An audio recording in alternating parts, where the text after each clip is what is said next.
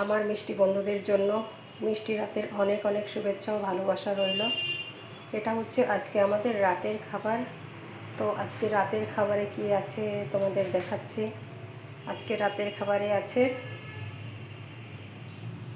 এটা হচ্ছে ঢোকলা বানিয়েছি, চানা ডাল দিয়ে ঢোকলা বানিয়েছি। ঢোকলা ভেজে মশলা দিয়ে পেঁয়াজ রসুন আদা দিয়ে মশলা দিয়ে ঝোল বানিয়েছি। আর এটা হচ্ছে পনির চিল্লি বানিয়েছি। আর এটা হচ্ছে মুগ ডাল বানিয়েছি, পেঁয়াজ টমাটার দিয়ে ধনেপাতা ঢেলে পনির চিল্লি বানিয়েছি। আর এটা হচ্ছে নেনুয়ার সবজি, পেঁয়াজ টাজ দিয়ে নেনুয়ার সবজি শুকনো শুকনো করে বানিয়েছি। আর এটা হচ্ছে পেঁয়াজ, এটা হচ্ছে ভাত, আর এটা হচ্ছে রুটি।